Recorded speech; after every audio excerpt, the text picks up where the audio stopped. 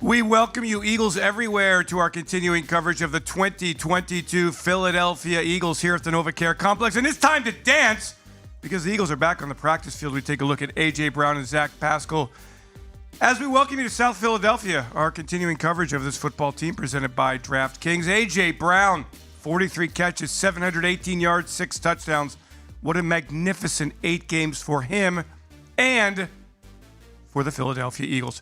Hi, everyone, on this beautiful, beautiful Thursday. 70 degrees in Philadelphia. I'm Eagles insider Dave Spadaro, along with the great Fran Duffy. It seems like forever, Fran, since the Eagles played a game. And it's going to feel like forever until Monday night, I fear. Yes. Because that we know how long those weekends can be, whether it's waiting for Sunday night football or especially Monday night football. It'll be a long wait, but it'll be worth it at Lincoln Financial Field. Yeah, Eagles' second matchup with the Washington Commanders.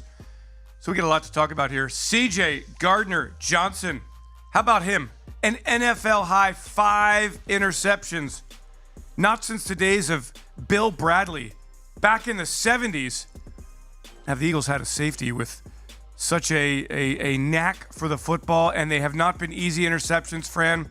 And this is a guy who arrived in Philadelphia 10 days before the regular season began.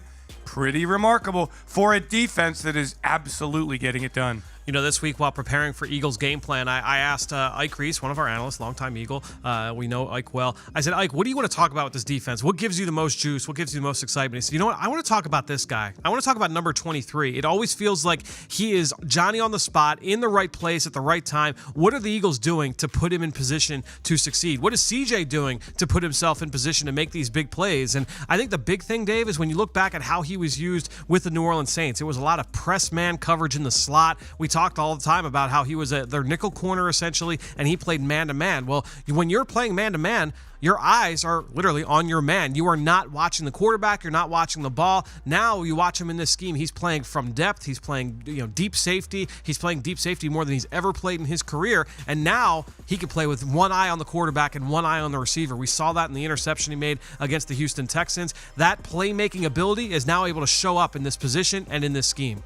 Speaking of playmaking ability, we take a look at Eagles quarterback Jalen Hurts, who is just having a magnificent season.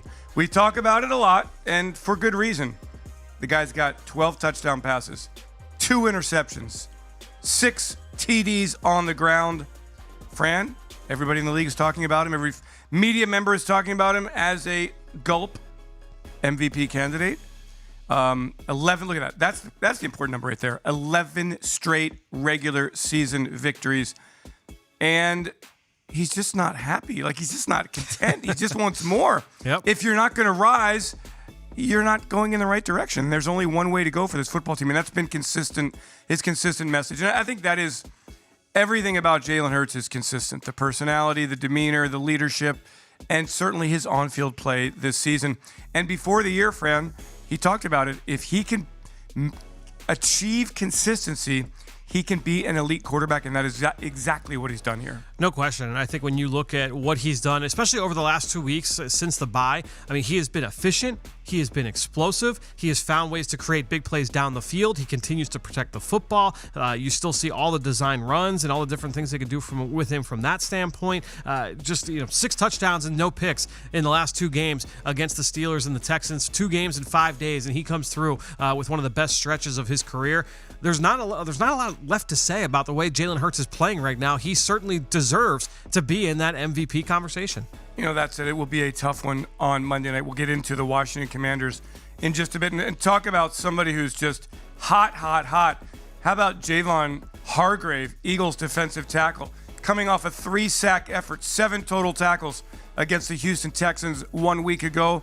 Prior to that, just 4 days earlier, 2 sacks against the Pittsburgh Steelers, 8 tackles. He is doing what he did at the beginning of last year, Fran, and that's dominating inside, coming off very quick to the ball, finishing just perfectly. I mean, he's just been a force inside. And, the Eagles' pass rush has been outstanding.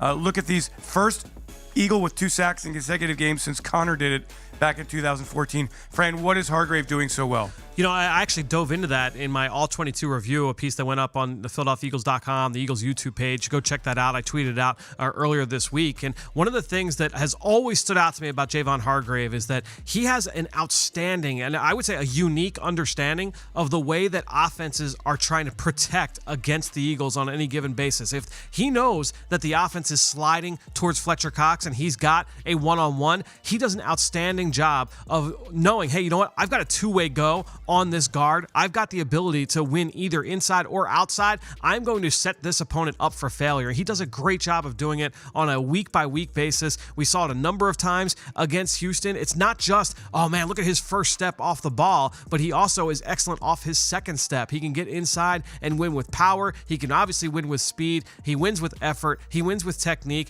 Hargrave has been outstanding, one of the best interior rushers in the entire NFL. And one of the best rushers off the edge and inside when the Eagles have moved him there. Hassan Reddick, we are just going from one star to another. So I feel like, okay, he's going to the Pro Bowl. He's going to the Pro Bowl. Yeah. He's going to the Pro Bowl. Hassan Reddick has certainly been outstanding, tied for first in the NFL in strip sacks. Somebody certainly, Fran, that offensive blocking schemes have to account for. And the Eagles doing a great job moving him around and not allowing him to be isolated. No, we saw the sack that he had in the first third down of the game against the Steelers where he was lined up over the guard and he ran that little three-man stunt. He looped in, came in scot-free, and got home for the sack of Kenny Pickett. But one of the things that to me, Dave, and I kind of reflected on this this week after studying the tape against Houston, Hassan Reddick is much, much better against the run than people give him credit for. He had a play early in that game against the Texans where he defeated not just one, but two blockers and made the play in the backfield. You watch Hassan Reddick and the way he takes on not just the tight ends, but pulling linemen that try and take on him in the flat. He is so good. And then he had that PBU late in the game, so you show his ability in coverage as well, just so versatile. And we talk about the Eagles up front. Well, we must then talk about the Eagles linebackers. Kaiser White, TJ Edwards working together, great communication, excellent against the run. They've been excellent against the pass as well, Fran. They've been covering sideline to sideline. Interesting again, the communication, the teamwork, the cohesiveness. TJ Edwards has been a tackling machine this year. He was my guest on last week's Eagles Insider podcast. And he believes it, and I believe it. And Fran, I'm sure you believe it.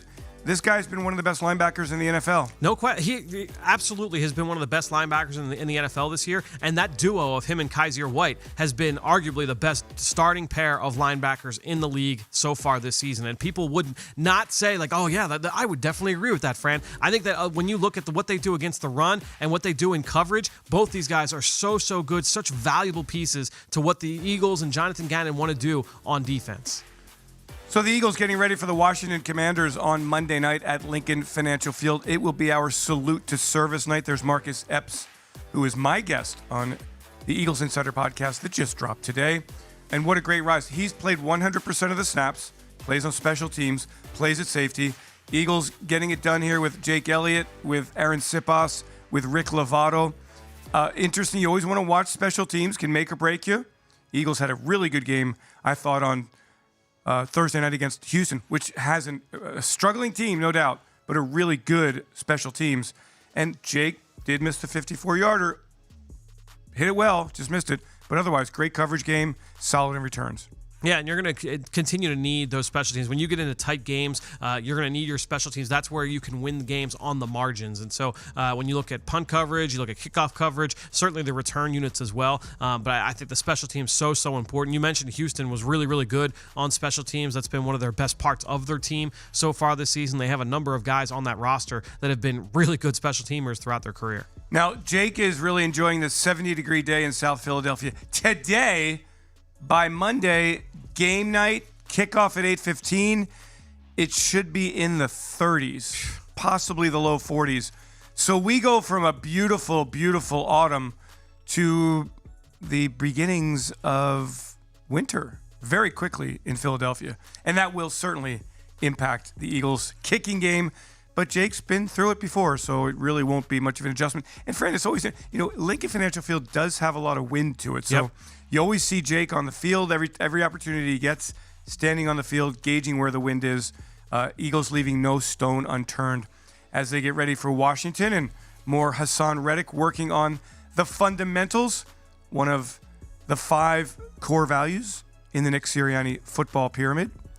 Fran, how'd you enjoy the mini bye week? The mini bye, pretty good. We did some family outings. Went to the zoo. The little guy Nice. enjoyed that. So it's always nice to have those little mini bye weeks built in. But also, you don't like being out of the routine. And I think everybody in this building feels that. It's weird that that right now, yes, it is Thursday, but it is a football Wednesday. So everybody kind of changing up the routine when you have Thursday night football followed by Monday night football.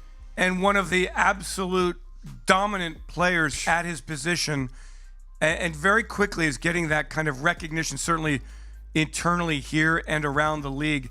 Dallas Goedert, 521 receiving yards, 13 yards per reception. Those numbers rank second among tight ends in the NFL. His yards after the catch at the top of the list in the NFL among tight ends who've played 8 games. I mean, Dallas Goedert has been a force, and he's only been a full-time starter here for literally 12 months. I mean, every area of the game that you want your tight end to excel at, Dallas Goedert does it. He's outstanding as a route runner. He's got really good hands. He's excellent after the catch, like you said. He's one of the better blocking tight ends in football. There were plays the other night against the Texans where it's not just, hey, what you want your tight end to lose slowly at the point of attack. Maybe put him on the backside of these run plays. Dave, they run behind Dallas Goedert so often in this scheme, and he's blocking not just linebackers and safeties, but one-on-one against defensive ends, one-on-one against defensive tackles, and winning. That 25-yarder that Miles Sanders had up the middle, that came on a block that Dallas Goedert delivered against the D tackle inside a little wham play. And again, when you have that kind of versatility with one of your top offensive playmakers, you don't know what you're gonna get every single time you're a defense stepping on the field against this unit. Now, that said, Fran, let's talk a little bit about Monday night. The Washington Commanders, a team the Eagles defeated 24-8 in Week 3. This is a different Washington Commanders coming to Philadelphia on Monday night. New quarterback in Taylor Heineke. Carson Wentz sidelined with a finger injury. Heineke won't hold the ball, Fran. Heineke is somebody who's got some savvy, some moxie, some energy. Washington has rallied around him a bit. The Commanders had a dominant first 3 quarters against Minnesota on Sunday before losing a 10-point lead. Some quarterback play was in question there, a big interception thrown by Heineke. But the Eagles know that they're going to be going against an outstanding run game, really good wide receivers, a competent quarterback, and on defense, Washington brings an outstanding front to the Eagles' offense, a team that really they shut the Eagles out in the second half back in Week 3, and potentially get Chase Young back to help in perhaps a part-time role on Monday night. So, Fran, let's first talk about the Eagles' offensive line. They know what they're going against. They're going against a really good Washington front. Always a great matchup. It was probably their worst rushing performance of the year back in Week 3 against this defense, and they are one of the better run defenses in football, and it is anchored by those 2 guys in the middle. Number 93, Jonathan Allen. Number 94, Daron Payne. Both of those guys are really, really playing well this year against both the run and the pass. This is a defense that leads the NFL in QB hits. They are really high up in pressure percentage, and it's not always with the blitz. They do a great job with their 4-man rush, and that, again, is without Chase Young, who is, all signs pointing to him being on the field in a limited capacity, some kind of pitch count there for the number 2 pick, but having him on the field will be a big boost for that group. Yeah, and the Eagles, look, as you said, they didn't really get much going until the defense kind of lifted them at FedEx Field back in Week 3. Fran, look, the Eagles offense in the last 2 games has scored a touchdown in all 8 quarters. They've been searching for that consistency scoring. They've obviously been dominant in quarter number 2. If you are putting this game plan together, and my goodness, we've had a long time to put together a game plan for this week. What are you doing on Monday night?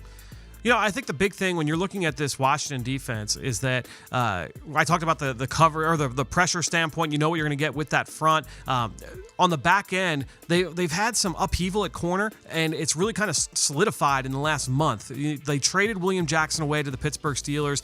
He was kind of in the crosshairs a little bit in terms of the way that he was playing, a lot of busted coverages, and he was injured the last time these 2 teams played. And what they did, Dave, is they moved their second-year corner, Benjamin St. Juste. They slid him outside, and he had a really impressive game against the Eagles in Week 3. We remember that as Devontae Smith having a huge day, but St. Juste had a number of impressive reps, and what they did was they kept him outside.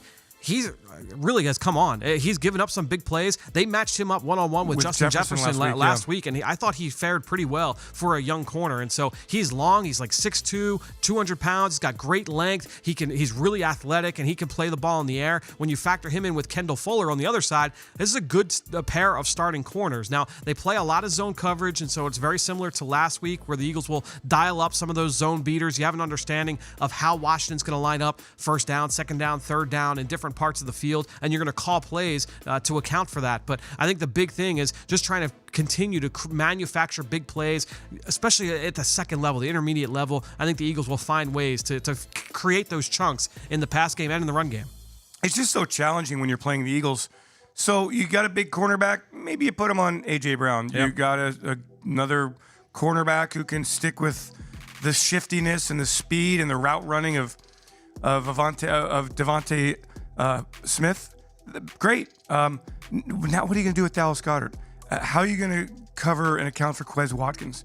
The depth of this offense, Fran, has been so apparent, and the Eagles have been largely clean. They had the turnover last week in Houston. But when you are clean and you are keeping yourself out of third and long situations, Jalen Hurts can afford to be patient and can afford to make the smart decision. And if he has to eat it, he eats it and lives for another possession. Yeah, I think that's the big thing that has really helped set Jalen apart, is that he is not going to beat himself. That is the way that he has played, not just here this year, but even last year. He was so good at protecting the football, both as a runner and as a thrower, and you want that to continue. That's a big reason why the Eagles have had so much success. We talked about the defensive turnovers earlier, but the way that the offense has protected the football, we see it every single day at practice. This is something that they stress. They talk about it in meetings every single day, and when you prioritize something like that, you hope that you are successful and as effective and efficient as the Eagles are. Fran, I feel like you're going to talk a lot about this on the Eagles Game Plan Show.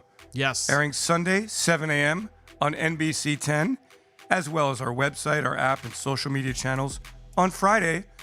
This is a very technically sound Washington Commanders team. The Eagles know they've got to stop the run, and that's been a big focus of conversation for the fans and for the media this week. Eagles giving up a bit against the Texans. And, I've sat in media relations, guys, where I'll talk about some of the numbers. The Eagles defense has been so good this year. You got to give up something somewhere. And I know Jonathan Gannon wants to limit the X plays in the run game. But, boy, and certainly you got to replace Jordan Davis. There's no question. Eagles must be better against the run. I think Washington comes in here and tries to establish the run game on Monday night.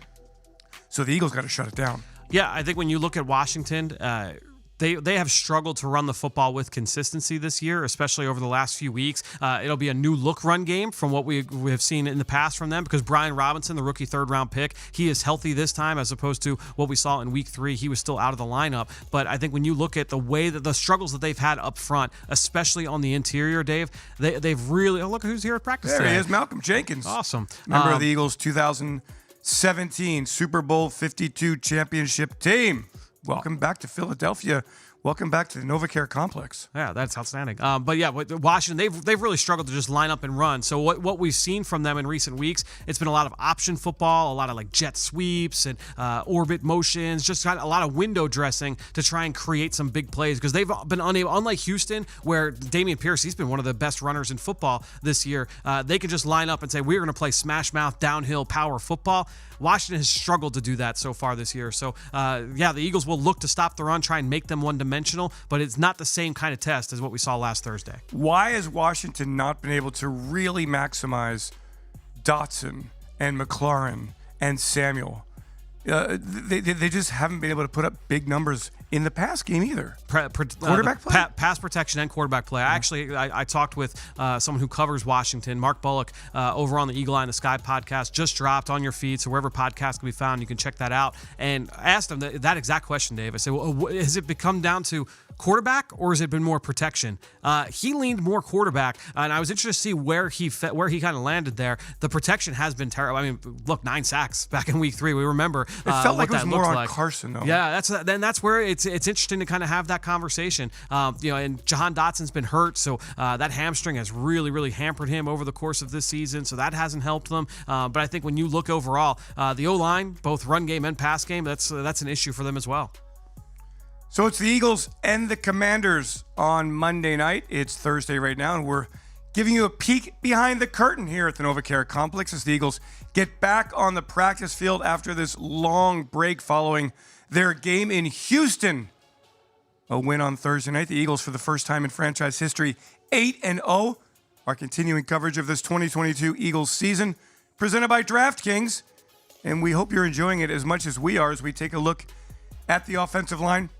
Had a long conversation with Jordan Mailata. He and Landon Dickerson, left tackle, left guard. Jordan gave up a couple of plays on Thursday to the Texans and stewed about it, Fran. I'll write about that today. Interesting reaction for players who seek, as impossible as it is, they seek perfection. And when it doesn't go their way, the challenge is to just file that away and come back to it when you watch the film, but get ready for the next play. And Jordan actually said it was very challenging to do that on Thursday night. I mean, it's especially hard for an offensive lineman where you're out there every single play, and if you're the Eagles offense, you run a lot of plays. So let's say you run 80 plays.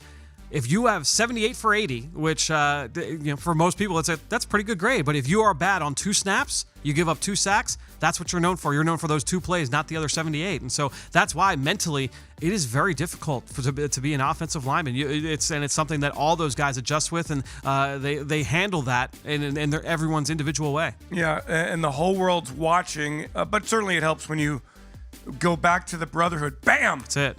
And by the way, Mailata is just so fired up to be back on the practice field, as is Jason Kelsey, as is the Eagles offensive line, and you know that Jeff Stoutland is as well. Eagles gearing up for the Washington Commanders, and Kelsey will have a big challenge, Fran, as you said, inside the Commanders will make life tough for him.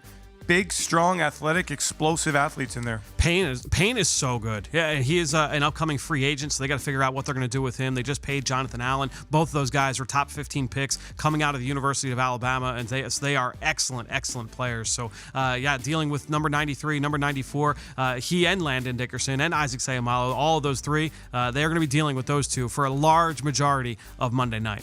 And if you can control that interior, Fran, you're in pretty good shape against this Washington defense. Yeah, I think right now, they've got some youth at linebacker. Jamin Davis, he's coming along in his second year. They play a lot of sub package, Dave. They don't play much base defense at all. So it's going to be a lot of 3 safety looks from this defense. Cameron Curl, he was hurt the last time these 2 teams played. So I would say he's one of their better defensive playmakers. He's a safety that's often rolled down into the box, and so the offensive line, they'll be dealing with him as well. It's an interesting defense in that there are a lot of guys that you have to kind of worry about. I talked about that corner tandem. If Chase Young's back out there, you got those 2 defensive tackles. You have some athleticism at linebacker. I know the numbers haven't been great, but they've got some players on that side of the football. Monday Night Football in Philadelphia.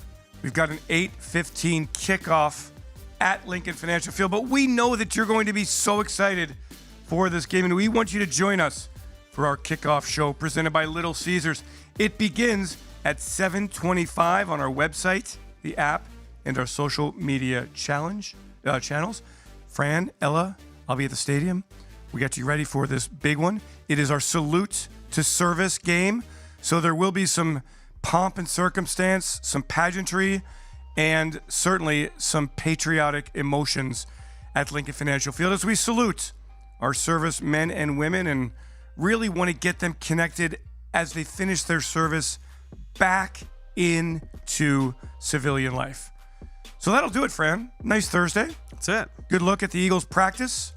And we'll be back. We're obviously covering this all the way through.